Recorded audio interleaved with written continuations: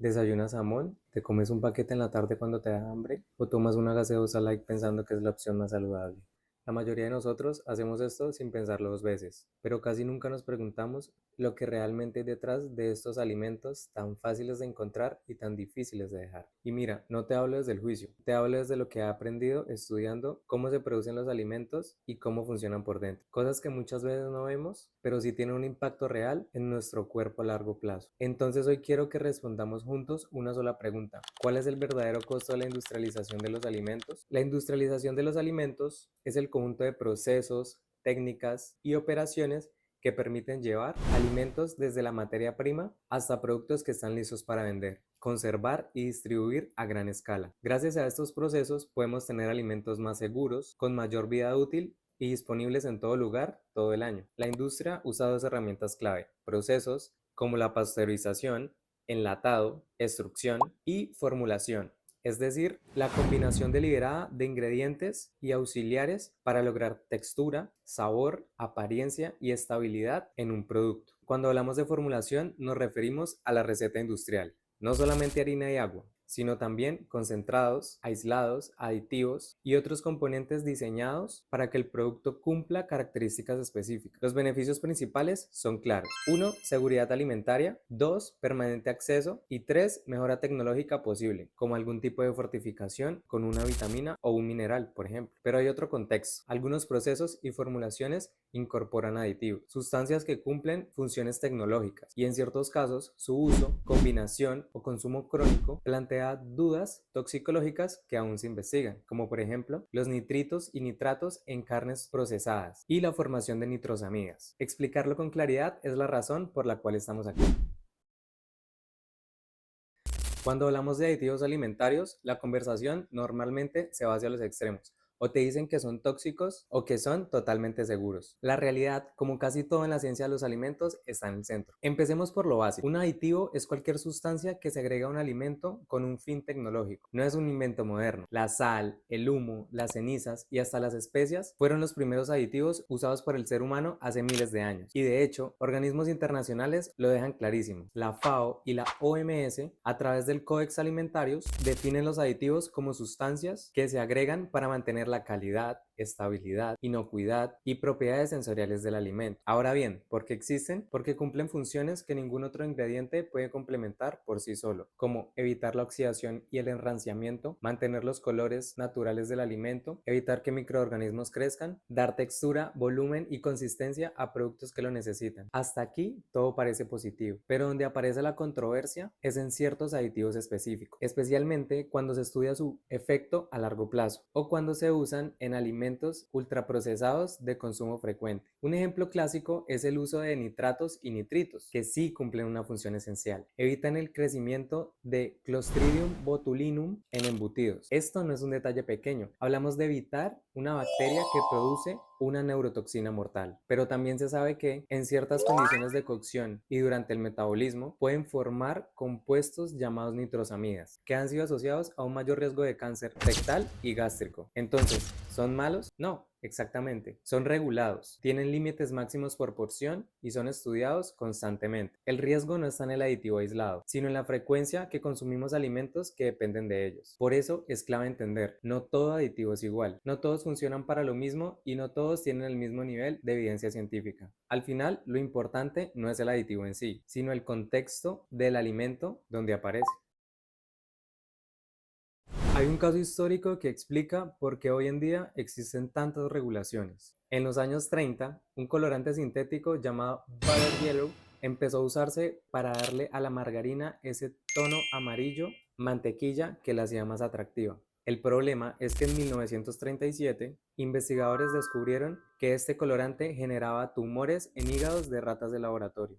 Y aunque hoy suena obvio, en ese momento era la primera vez que se demostraba que un aditivo alimentario podría ser cancerígeno. Pasaron casi 10 años antes de que fuera prohibido. Este caso se volvió origen a uno de los principios más importantes de la toxicología moderna: la inocuidad no se asume, se demuestra. Este evento marcó el inicio de la regulación estricta de colorantes y del concepto de ingesta diaria admisible, que hoy usamos casi para todos los aditivos. A finales del siglo XIX, Algunos comerciantes europeos querían que el aceite de oliva se viera más verde, más fresco. La solución, agregar un pigmento verde llamado verde de París, un compuesto a base de arsénico. El color era perfecto, hasta que empezaron a aparecer casos de vómitos, dolor abdominal y síntomas neurológicos asociados al arsénico. Investigaciones oficiales demostraron que el pigmento, usado también en pinturas, estaba siendo mezclado ilegalmente en alimentos. Este escándalo fue clave para que muchos países establecieran sus primeras leyes contra la adulteración y declaran al arsénico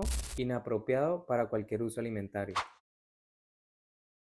Hoy en día, la mayoría de aditivos pasan por uno de los sistemas de evaluación más estrictos del mundo. Y aquí es importante entender algo clave. En la toxicología no se evalúa si un compuesto es bueno o malo, sino a qué dosis puede representar un riesgo. Conceptos como la ingesta diaria admisible se calculan a partir de estudios que miden la exposición real en la población. Por eso, un aditivo puede sonar alarmante, pero si la dosis es miles de veces menor a su umbral tóxico, se considera seguro. Aún así, hay aditivos que siguen generando debate. Hoy te cuento dos casos reales, uno por percepción pública y otro por interacción química. En carnes procesadas como jamones, salchichas, tocinos, se usan nitritos y nitratos. Su función es esencial, ya lo dije, evitar el Clostridium botulinum, que es una bacteria mortal. El problema, cuando se combinan proteínas y altas temperaturas, pueden formar nitrosamidas, compuestos cancerígenos. Por eso las regulaciones actuales exigen límites extremadamente bajos y muchas industrias están usando reductores naturales como extractos de apio o fermentos vegetales para reemplazar a los nitritos sintéticos.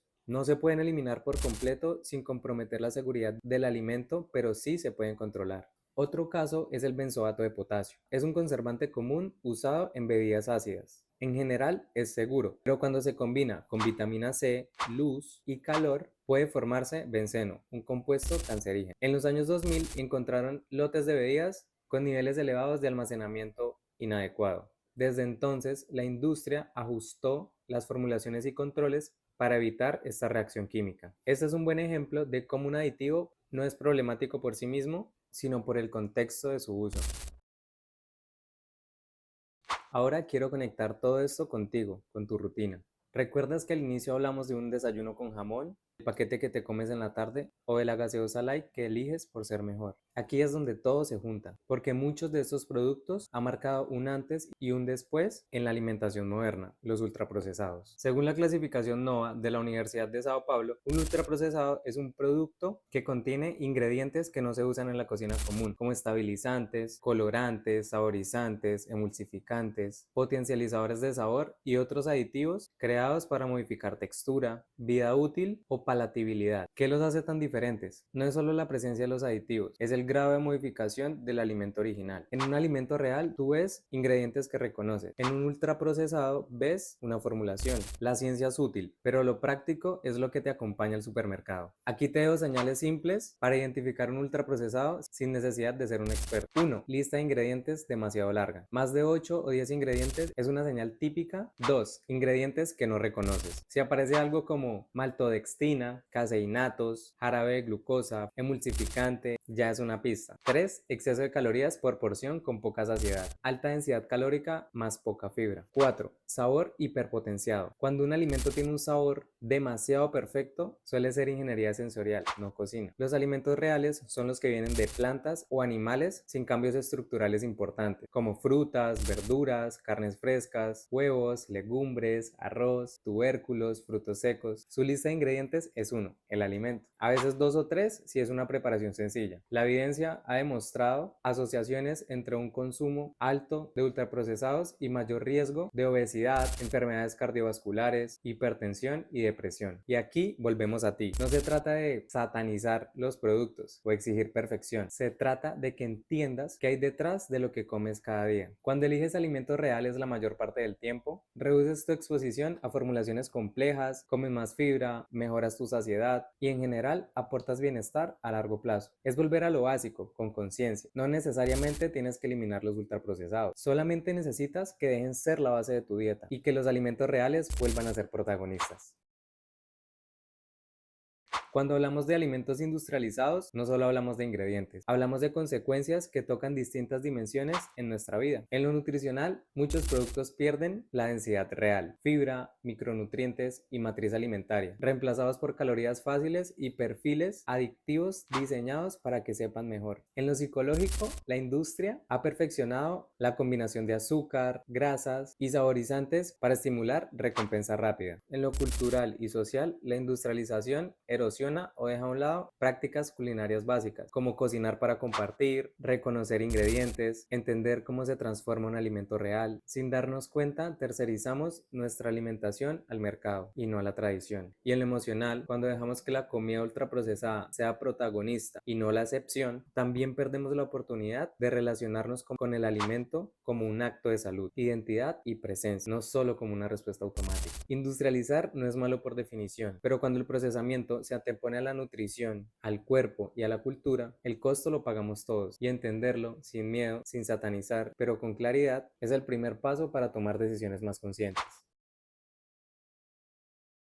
Después de todo lo que vimos hoy, quiero que te quedes con algo muy simple. La industria alimentaria no es tu enemiga, pero tampoco es tu guía. La industrialización nos ha dado comodidad, acceso y seguridad, pero también nos ha alejado del sabor real, de la nutrición real y muchas veces de nosotros mismos. Por eso, esto no es un llamado al miedo, sino a la conciencia. A que cada vez que mires una etiqueta, no lo hagas desde la culpa, sino desde el criterio. A que entiendas que detrás de cada producto hay decisiones tecnológicas, sí, pero también decisiones que tú puedes tomar cada día. No se trata de comer perfecto, se trata de elegir con intención, de volver poco a poco a alimentos que tu cuerpo reconoce y agradece, de recuperar el hábito, el ritmo y la relación más antigua que tenemos, la que construimos alrededor de lo que comemos. Si este video te ayuda a ver la comida desde otra perspectiva, te invito a seguir creciendo juntos, porque aquí, en este espacio, vamos a hablar de lo que comemos, pero también de quienes queremos llegar a ser. Espero que hayas aprendido algo nuevo hoy y nos vemos en una próxima ocasión.